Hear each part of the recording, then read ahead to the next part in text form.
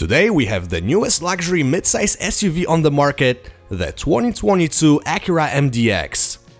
The MDX is probably the most important model in Acura's lineup, since it's their flagship model and the best-selling 3-row luxury SUV in the US. What you see here is the 4th generation MDX, which has been completely redesigned and is built on an all-new platform. As the design goes, it's more of an evolution of the previous model, but the proportions are far better thanks to a long hood. So let's check out a fully loaded MDX with the Advance package and see how it drives.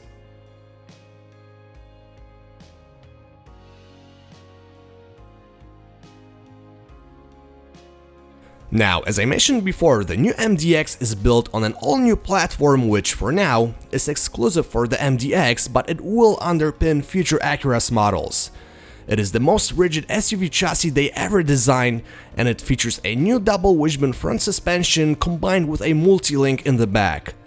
With a torque vectoring super handling all-wheel drive, which can send up to 70% of the power to the rear wheels, the MDX is one of the best driving models in the segment. I mean, it's not a Porsche Cayenne, but for a big SUV that seats 7, it is surprisingly fun to drive on curvy back roads. The variable ratio steering is very precise and responsive, and thanks to stiffer torsion bar, you get more feeling and feedback from it. The ride is firmer than I was expecting, but it is still comfortable, and the MDX does a good job on rough pavement. It's not as softly sprung as a Lexus RX, but I can sacrifice some ride comfort for better handling. Now, the new MDX carries over a slightly modified 3.5 V6 from its predecessor. It produces 290 horsepower and 267 pound-feet of torque and is adequate for comfortable driving. The 10-speed automatic shifts quickly and smoothly in automatic mode, but there is a little bit of delay when using paddle shifters. In terms of fuel economy, during my week with the MDX, I averaged 18 miles per gallon in the city, 24 on highway, and 21 combined.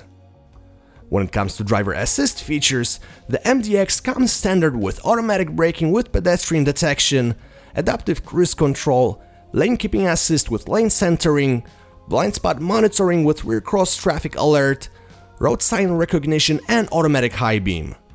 Higher trims give you parking sensors and a 360-degree camera.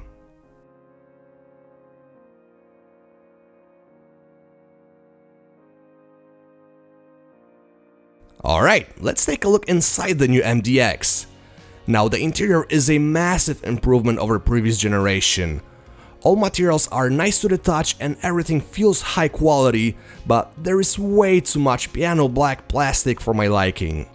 The gauge cluster, which is now fully digital, is high resolution and has good black levels, so it's not gonna blind you at night. It is customizable, but not as much as in the Audi Q7. For example, I would like to be able to display a navigation map on it.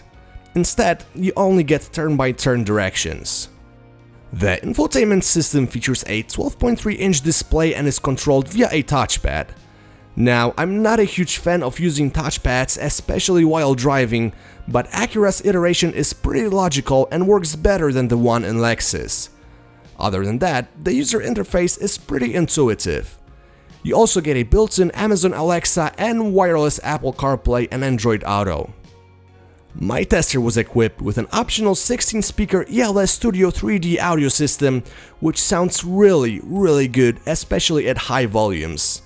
It's not at the level of Bowers and Wilkins, but it definitely sounds better than Mark Levinson or Harman Kardon. The front seats are very comfortable and at the same time very supportive, thanks to adjustable bolsters. The second row is also comfortable, offering a ton of room and adjustability.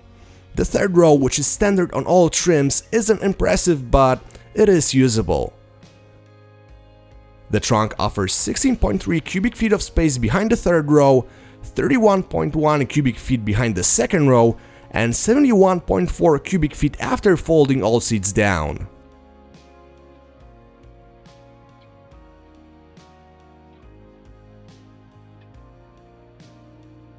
The all-new Acura MDX is simply the best MDX ever, and I feel like for the first time it's a true luxury SUV. It's far more better than its predecessor.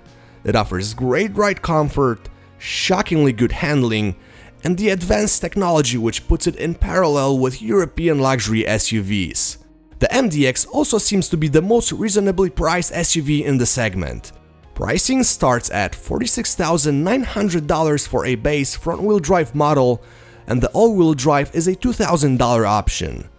To be honest, I wouldn't even consider the MDX without it, so make sure you get it. My fully loaded tester equipped with the advanced package was priced at $62,175. If you wonder how I would spec out my MDX, click the link in the description.